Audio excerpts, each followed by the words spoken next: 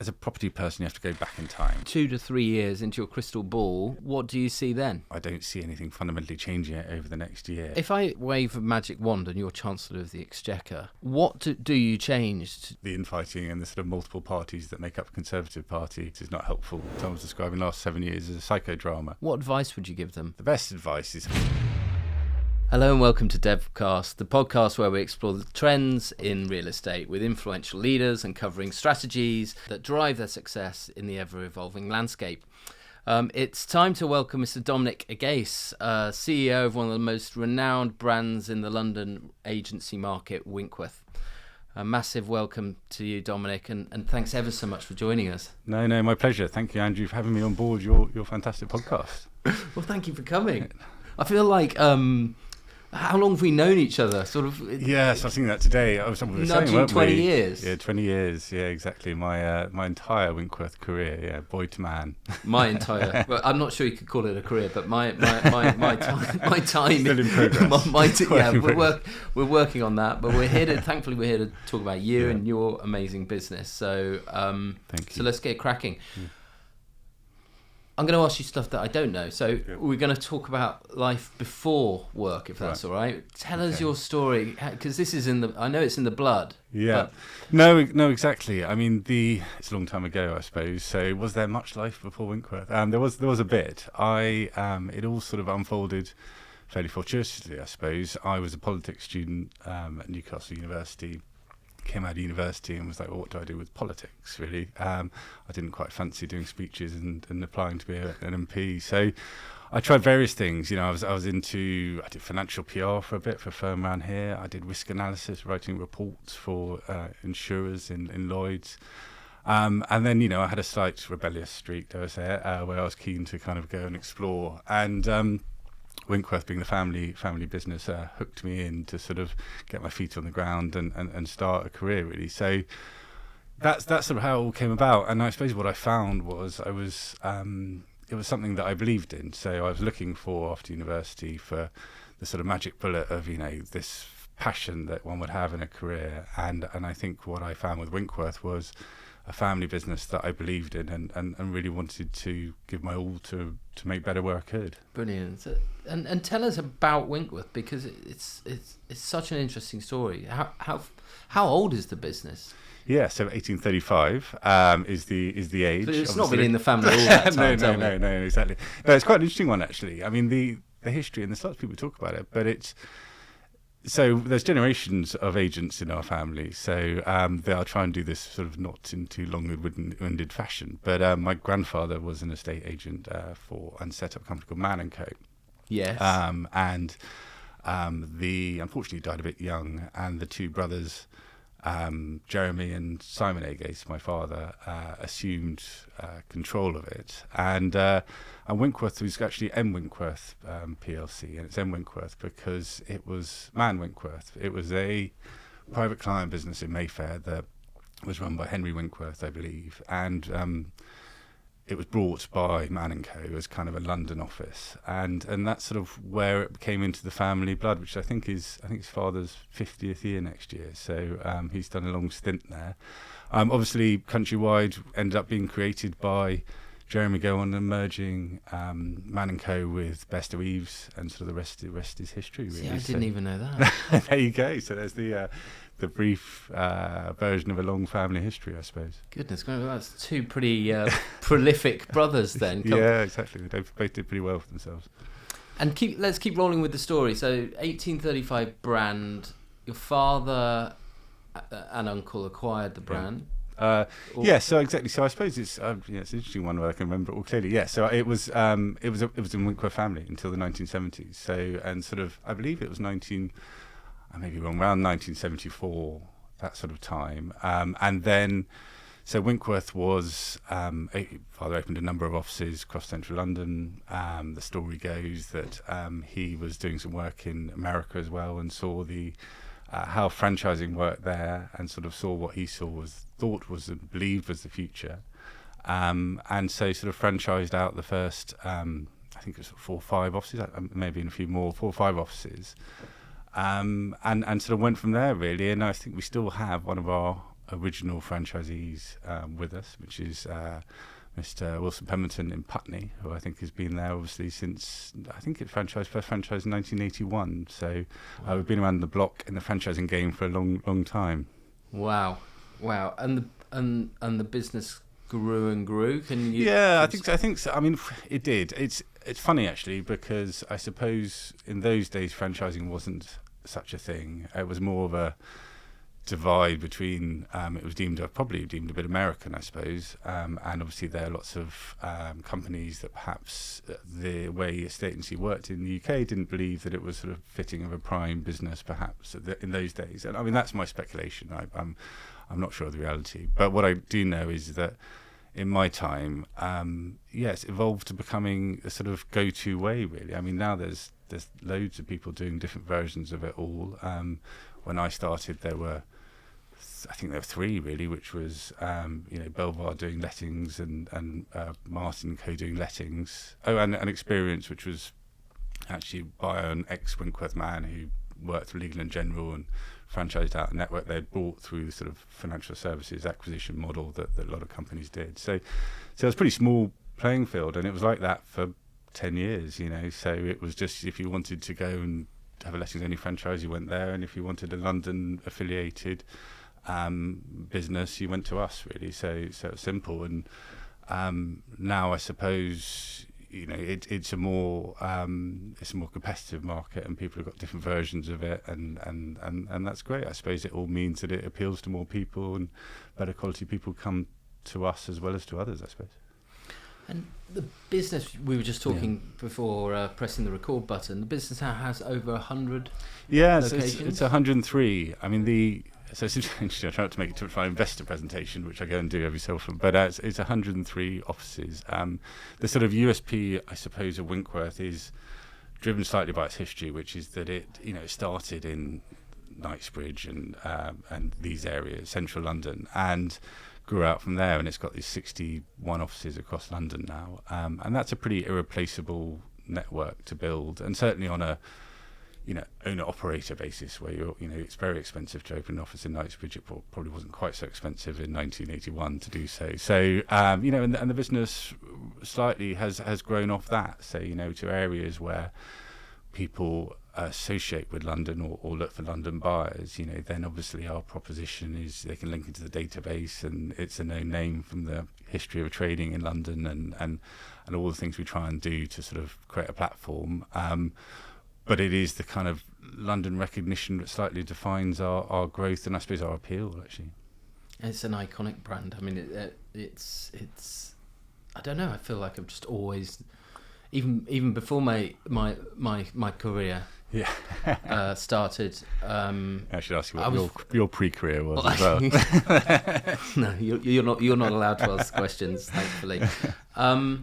And you just referenced your investors, so you're AIM listed? Yeah, so in 2009 we listed on AIM, which people thought was a slightly odd thing to do on the back of financial crisis. But I suppose from us, it suited us. It suited us as a family, I suppose, in terms of the transition to me being CEO. It suited us to give us access to funding and paper if we wanted to kind of do larger transactions. And there were a few at the time that we looked pretty closely at. They didn't progress. But no, it changed the nature of it, and I think it for the better. Actually, it's sort of, we've now got obviously a very experienced board sort of sitting behind all the decisions that I aspire to make. So no, it has evolved the business, but no, it's a good discipline. Every 6 months I have to go around and present to various fund managers my story, our story, and they'll tell me whether they think it's any good or not. Well, that's tempting. But I guess let's move the conversation on to, where are we? We are October 23 whilst recording this. Yeah. Where is the market with 100 tentacles, if I can call them that, into the property market? So exactly. So I mean, where's the market at the moment? I was looking, thinking about this really, and I suppose I asked my wife. My wife is one of our franchisees. So I was thinking about this, and she said, "So what do you think about the market at the moment?" She said, "Hard work." I said, "Okay, right, fair." No, I think the market it's been pretty. I was also, the other story on my way in was a podcast, and someone was describing the last 7 years as a psychodrama. So I think that's probably some fair descriptions of the market. It's been fairly non-cyclical for a long time, and this year's been a year of significant change. I mean, they're drivers that keep the market moving despite the increase of costs, in terms of like a rental market that's obviously prices are going up for 15% a year. Even if you pay that, it's difficult to find a place, and mortgage rates aren't going back to where they were for the last sort of 10 or so years. So there are reasons, and those are the reasons why it's continuing to trade and perform much better than perhaps people said it might do at the end of last year. But undoubtedly, it's painful when interest rates go up and everyone's costs go up accordingly. Sure. And are there segments of the market that are more active than others, or geographies? If we take within the M25 for a second. Yeah, it's funny. There's lots of, I think the more prime markets, I suppose, and one could, extrapolate to say those with lower debt levels, are sort of busier, which makes sense. I think for those who have strong employment and wages, certainly for a cash buyer, it's not a bad time. Wages are going up, and if you're strong, confident in your employment, and you've seen a softening in prices, then that's and you've got significant, you're earning well, then it's not a bad time to go. It's not really, I wouldn't say there's a particularly hard and fast rule of sort of those are the winners and those are the losers, though. I think it does seem to be pretty varied. I think it's just there's a lower level of transactions this year, but it does have to be put in the context of the last 2 years. So it's last 2 years were sort of back to 2007 really, which we remember. Yes. So the glory years, the noughties, which all ended a bit badly. But no, the 2007 it was really the last 2 years. So it was never going to continue at that level really. It was just that was unsustainable. So I think we're looking at sort of where we were in 2019, which is not as exciting and it requires a lot more hard work. But it's far from a terrible market at the moment. And talk to me about stock levels and pricing adjustments, if there are any. Yeah, exactly. So I think it's when you look at stock levels, they're better. It's not again, there haven't been a flood of properties coming to the market, which again, I think that's because the mortgage market has changed, hasn't it? So since 2014, those reforms have meant that the nature of debt is fixed, and then when you actually get, and then the cash element of the market, you're looking at sort of a fairly small percentage of people on variable rates, and the rest coming up over 2 to 5 year periods. So that structure has meant there's not the false sellers that perhaps there might have been in a world where it was lots of interest-only mortgages and lots of variable rates that were sort of hit directly by increases in interest rates. So that, and as I say, the sort of fundamentals of incredibly strong employment, wage inflation, and a difficult rentals market to be in, are kind of all ensuring that, again, if you looked at sort of November last year and some of the forecasts, there were significant drops, 20% drops people were talking about. Well, I think, you're talking 5-6%, I think, sort of this year since last August, which was sort of the peak of pricing. So, it is declined, but it's not a sort of dramatic change as per perhaps the 2008 GFC. Yeah. Well, I always think as well, following a bull market, so if the peak was August 22, 5-6% was what, February 22 or November exactly, 21. Yeah. Yeah. What do you mean? As in, so when it came immediately, or? Well, no. I mean that if prices have come down by 5 or 6%, it was only a matter of months ago that the prices were actually that. Yes. We're rubbing a few months worth of we're raising price some inflation. months. Yeah, exactly. And I think the other thing that happens is that there's sort of the change is sort of almost the asking prices compressed to the real prices, if you like, or the asking prices might reduce, but the underlying prices achieved may reduce less, if you like, because obviously in a forward marching market, different people take different approaches, and some people take an approach of pricing optimistically into a rising market, and so that changes. People sort of bring that down because there's there really is no point in overselling an asking price at the moment. Said the estate agent. No, I'm sorry. But don't worry. Okay, let's look forward. Let's look forward a couple of 2 to 3 years into your crystal ball. Yeah. What do you see then?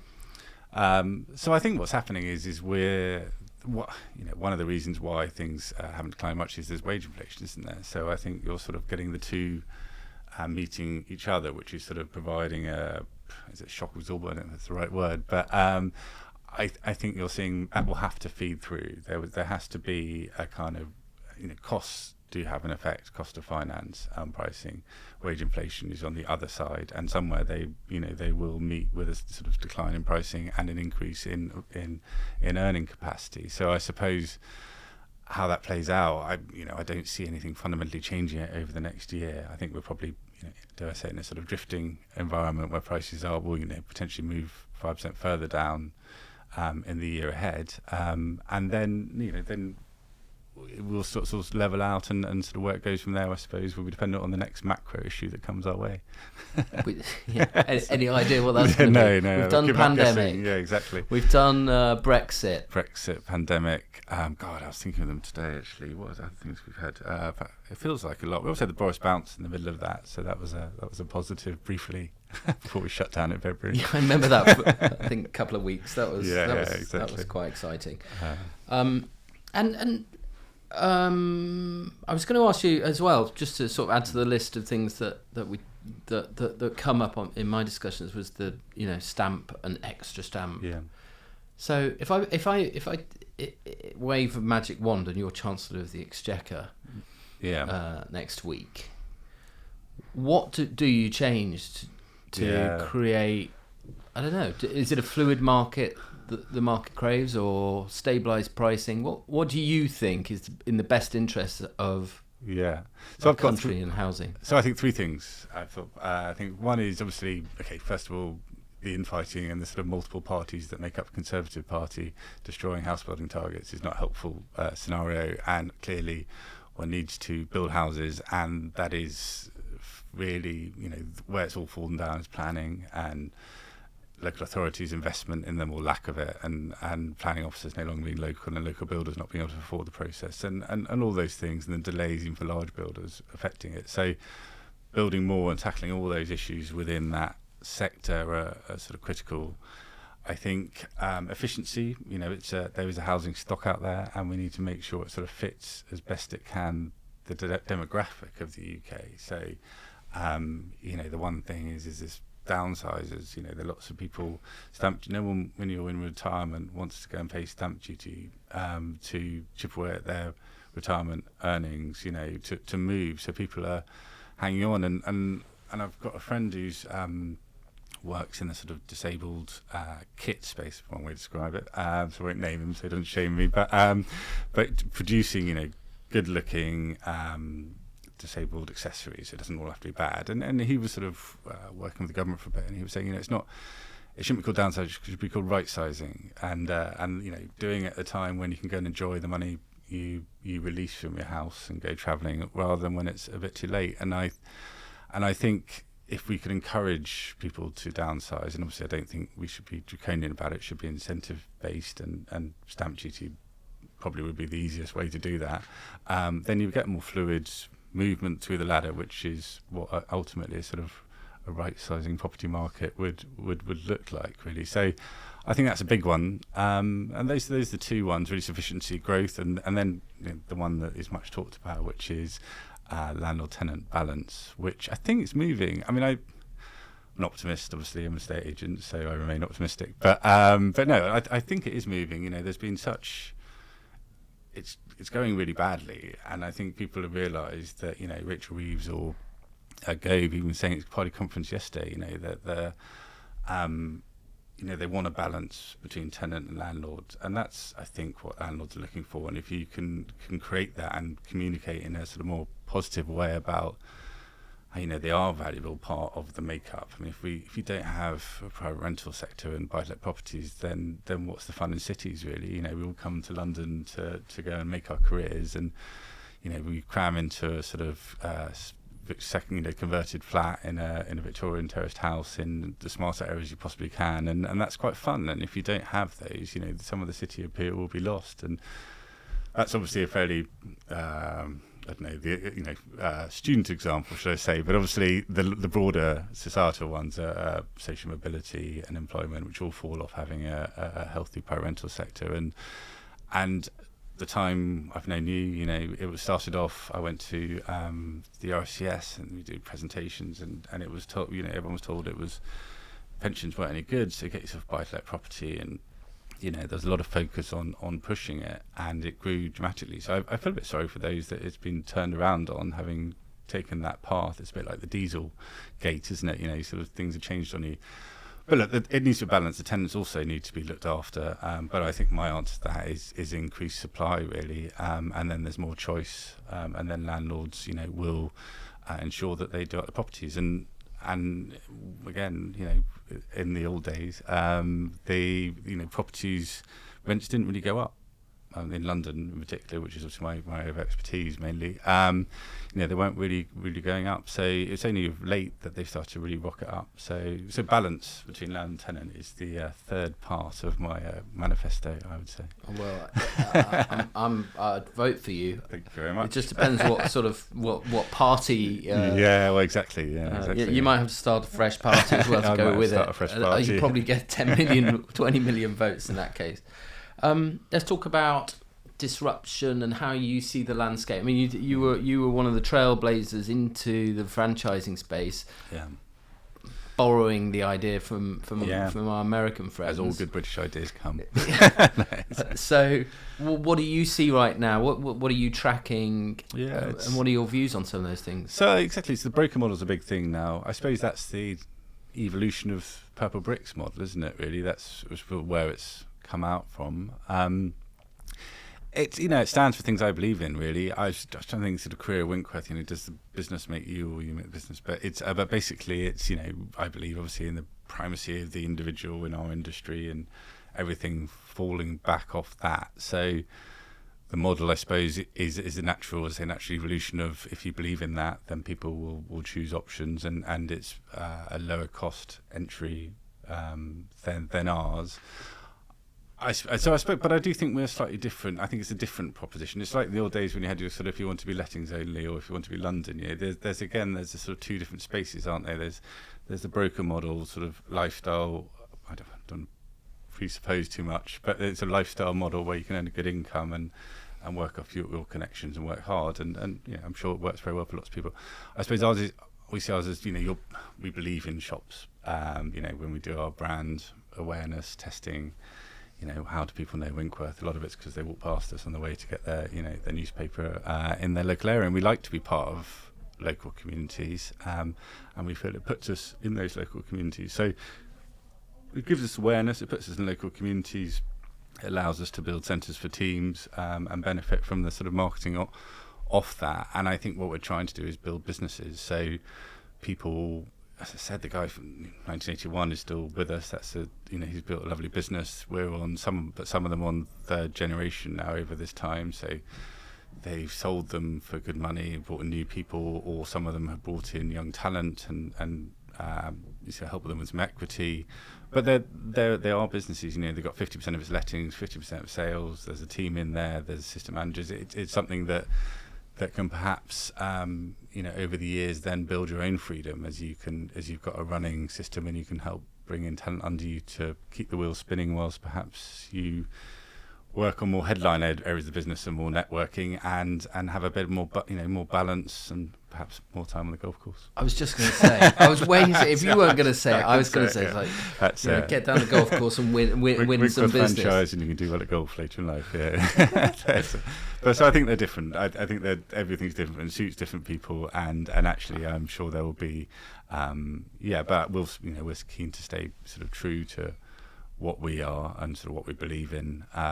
So that defines us. We're not, I suppose, because we are listed, but we're largely family. There's a very significant family shareholding, and so our decision making is different. It's long term, I suppose, to some long term, I should say. And we don't we want to grow at a sustainable rate with quality people that kind of continues to make the brand,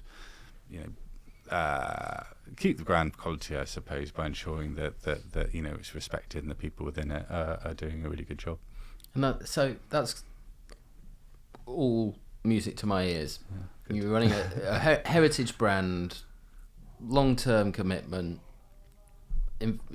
belief in people being the primary asset of the organisation. But what are you tracking in terms of disruption opportunities? Though, for sure, you're going to be looking at opportunities to.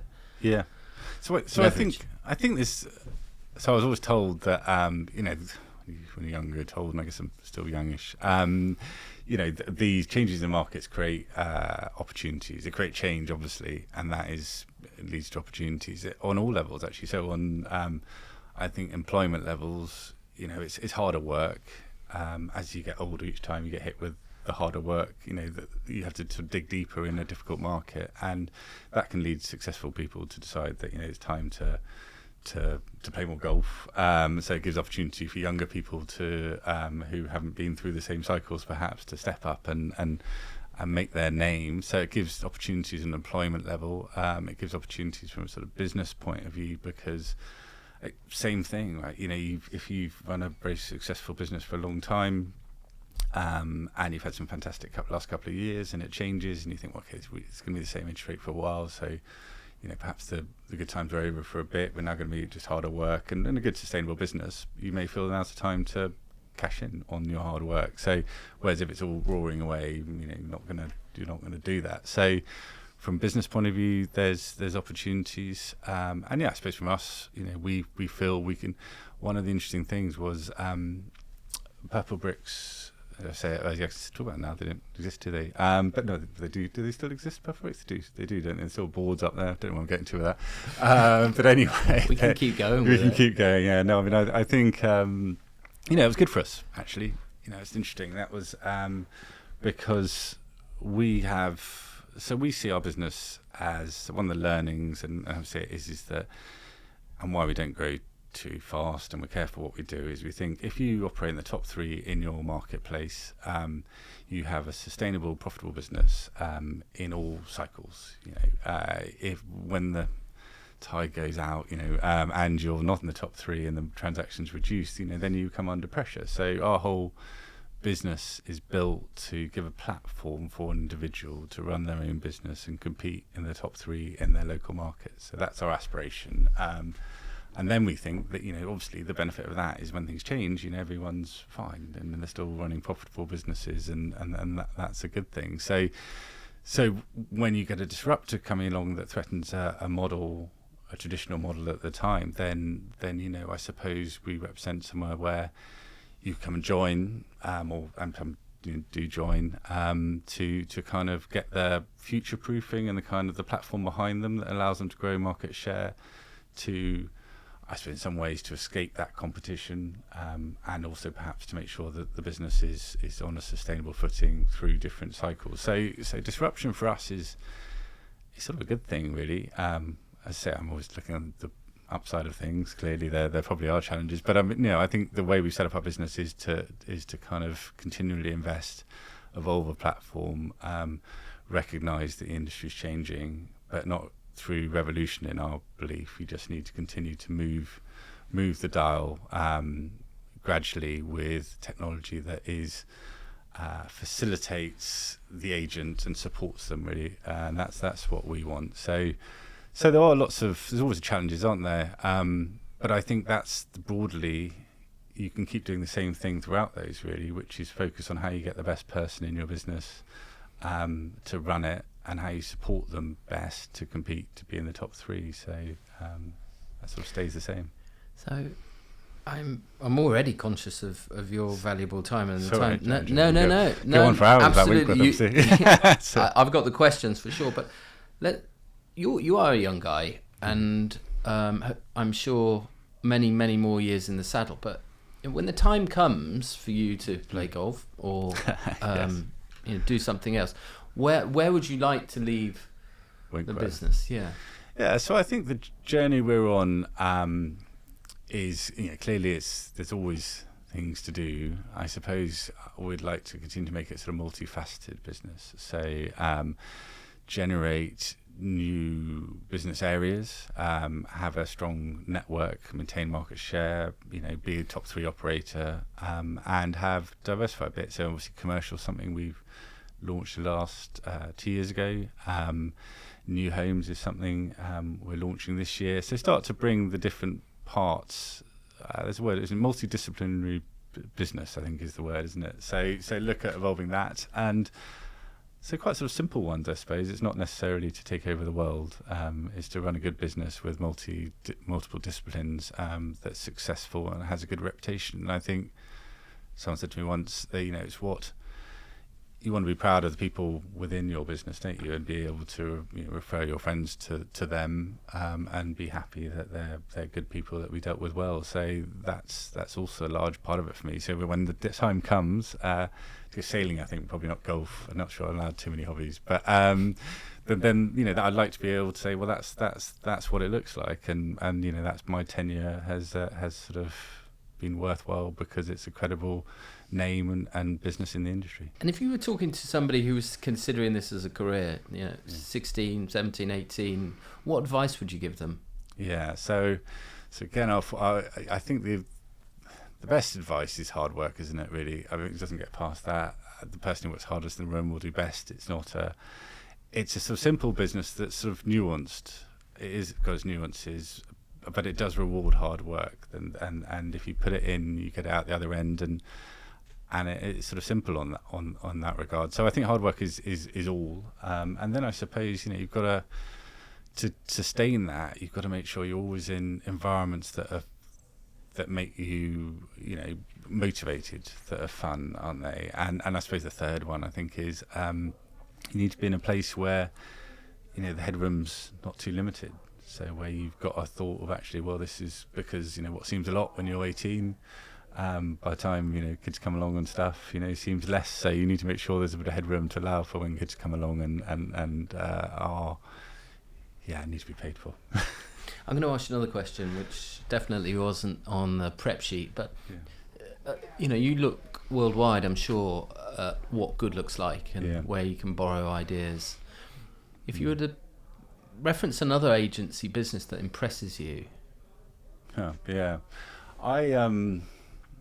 It's difficult, isn't it? I mean, what other agency businesses that impress me, I suppose? I mean, there's some UK businesses that really impress me, to be honest, and I suppose not sure I should really go into them, but I think, no, I shouldn't really, so I won't, but there are a couple of UK ones that really impress me that I think just do things well, and they don't, there are two ways to go in the industry. There's massive furore, and that's a shorter term success, and that will probably go through the market pretty well, and there's always one actually over the history of time. Back in Man & Co.'s days, I think Man & Co. was the one on the move, and then we've had other agencies that have their moment in the sun, and but it's the ones that kind of just build steadily with quality names over time that I respect. I mean, I look at the international scene. I spent time with Australia and the likes, and they're amazing. What their conferences do, and how excited they are about what they do. So I think it's taking bits out of that, but I wouldn't kind of copy them too much, really. I think there's some UK ones I think are pretty good. We'll talk about it after. yeah, exactly. Need to do more travel, perhaps, is the answer to that. Right, we've been given a window of your time, and we're running to the end of it. Yeah. I can't believe it. Maybe we can do this again, because we've barely scratched the surface. But we do quickfire questions. Okay, crikey. You up for a bit of? Yeah. I'll try. Right, I have to read them because they're different every time. Sunrise or sunset? So used to be sunset, now sunrise. That's the difference a kid makes. The clocks are turning. Everything's turning right now, aren't they? And I quite like to not have to wait too long for a sunrise. Yeah, well, actually, the reason why I also say it is because I was sailing in the recent gales, which was fun, and scary. But after a couple of days of that, it was sort of beautiful weather, and when you get up early sailing and the sunrise is there, it's pretty epic. So I'm definitely a sunrise guy. Great. Comedy or thriller? Thriller, I think. Again, it evolves, doesn't it? The rom-com era was great, but now I'm more is a it thriller over? person. Is it actually not? I mean, Richard Curtis is retired, hasn't he? So that's the end of those themes. So I guess thriller, although I wouldn't want to be put on the spot about which one at the moment, but yeah, no, thriller. Yeah, I think I'm with you on that, but my wife would disagree. Travel back in time or into the future?